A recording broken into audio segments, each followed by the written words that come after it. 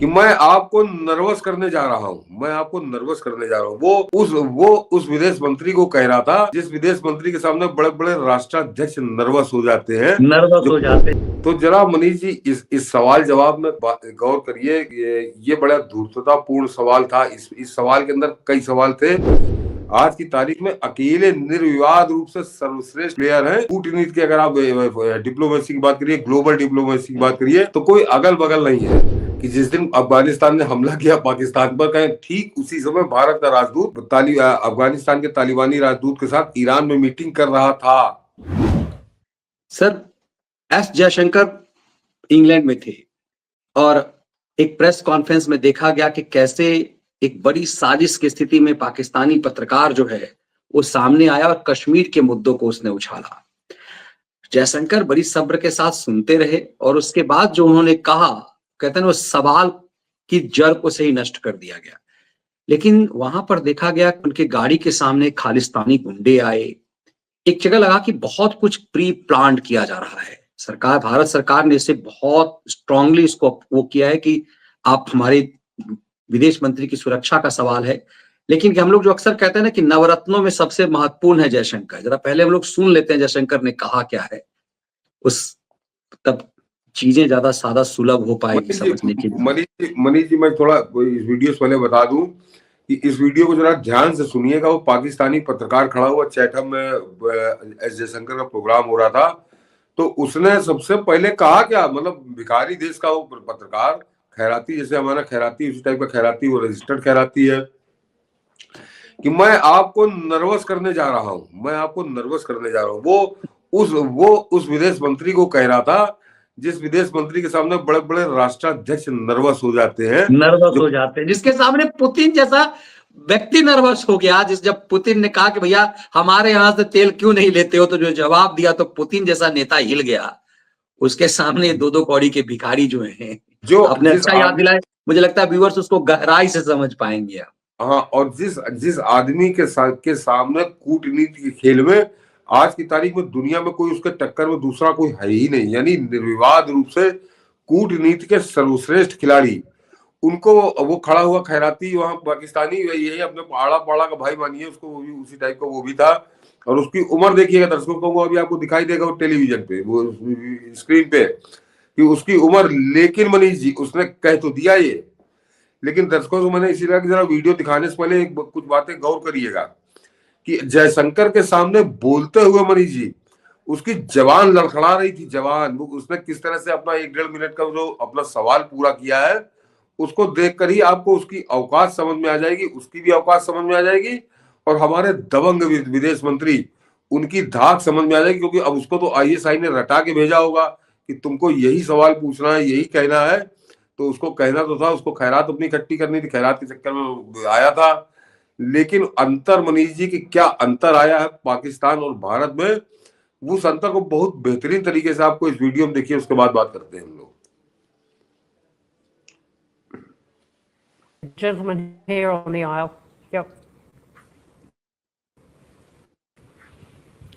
My name is Nisar.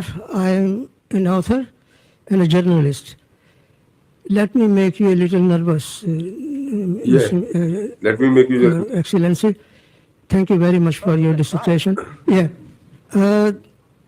Kashmiris are up in arms because India is occupying Kashmir illegally. That's the reason why they are protesting. Now, given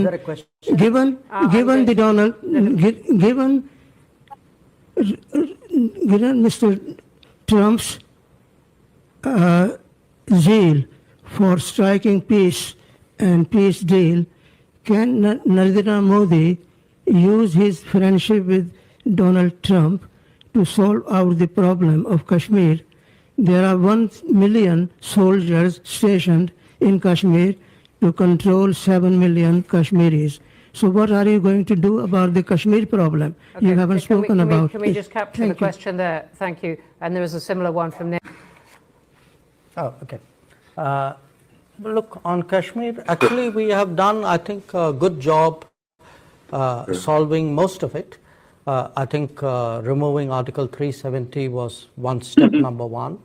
then restoring growth and economic activity and social justice in Kashmir was step number 2. Holding elections, which were done with a very high turnout, was step number 3. I think the part we are waiting for is the return of the stolen part of Kashmir, which is on the under illegal Pakistani occupation. When that's done, I assure you, Kashmir is solved. The stolen part. दर्शकों सुनो, तालियां बजनी शुरू हो गई, पूरे हाल ताली बजाओ, तो मैंने काट लिया था वीडियो। तो जरा मनीष जी इस सवाल जवाब में गौर करिए। ये बड़ा धूर्ततापूर्ण सवाल था। इस सवाल के अंदर कई सवाल थे, लेकिन मैंने कहा दबंग प्रधानमंत्री है, और कूटनीति में आज की तारीख में दुनिया में, चाहे अमेरिका, फ्रांस, रशिया, कहीं की बात कर लीजिए, कूटनीति का सर्वश्रेष्ठ खिलाड़ी प्रधानमंत्री मोदी ने भारत को लिए तैनात किया है। कोई गजब है, कोई आसपास नहीं है। उस सवाल के अंदर सवाल क्या थे उसको बहुत कम लोग समझे होंगे। कि पहले तो मनीष जी उसने जो कहा कि कश्मीर वाले मुद्दे पर प्रधानमंत्री मोदी क्या अपने मित्र डोनाल्ड ट्रंप से बात करेंगे, ये पहले तो उसका सवाल ये था। और दूसरा उसने कहा कि अब कश्मीर के मुद्दे पर आपका क्या हाल है, और उस सवाल को कैसे निपटाया है जयशंकर ने, ये बहुत समझने वाली बात है मनीष जी। उन्होंने अपने जवाब में उन्होंने डोनाल्ड ट्रंप का तो कहीं नाम ही नहीं लिया, नाम तो छोड़ दीजिए, कहीं उसका दूर दूर से उनके जवाब से आप डोनाल्ड ट्रंप को कहीं जोड़ ही नहीं सकते। तो ये सवाल जवाब का कुल मिलाकर मतलब ये था कि भारत की शुरू से नीति रही है, और जब से प्रधानमंत्री मोदी आ गए तब से बहुत क्लियर है कि भारत वाला कश्मीर का जो मामला है वो भारत और कश्मीर पाकिस्तान दोनों के बीच द्विपक्षीय बात हो सकती है। इसमें किसी तीसरे की चौधराहट भारत को स्वीकार नहीं है।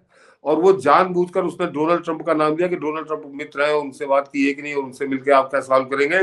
तो वो एक थर्ड पार्टी का घुसेड़ना इसमें चाह रहा था। तो जिस तरह से जयशंकर ने जवाब दिया, आप लोगों ने सुना होगा, उन्होंने कहीं दूर दूर तक कोई डोनाल्ड ट्रंप नाम का कोई पक्षी भी पूरे जवाब में नहीं आया।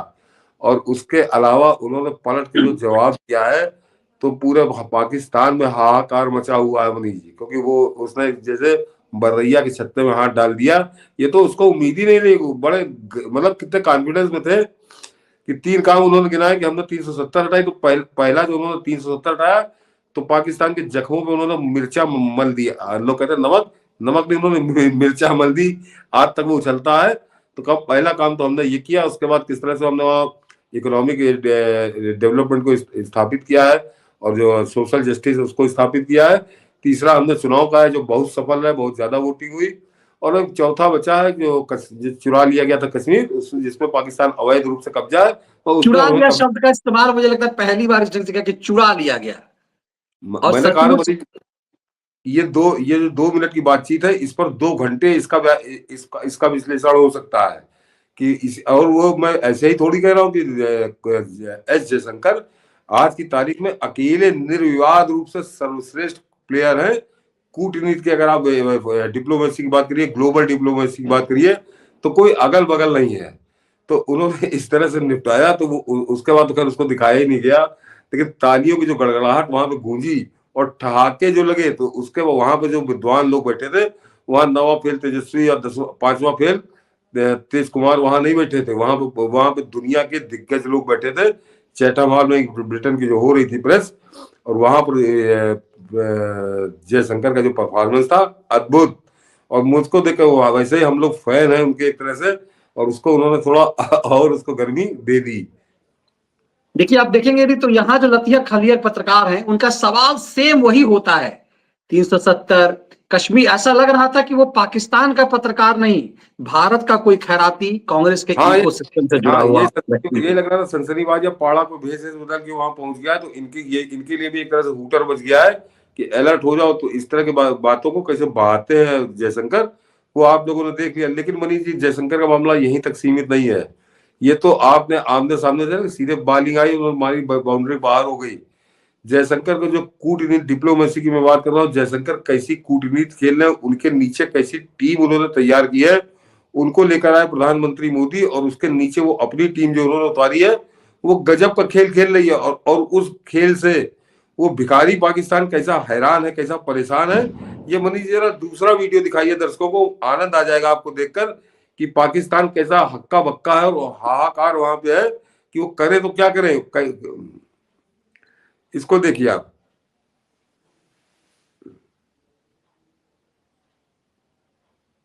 दोस्तों, अफगान तालिबान ने फिर कल रात पाकिस्तान पे हमला किया और ये उस वक्त हो रहा है जब भारत के जो एम्बेसडर ईरान के अंदर हैं उनकी अफगान एम्बेसडर इन तेहरान से मुलाकात हुई है।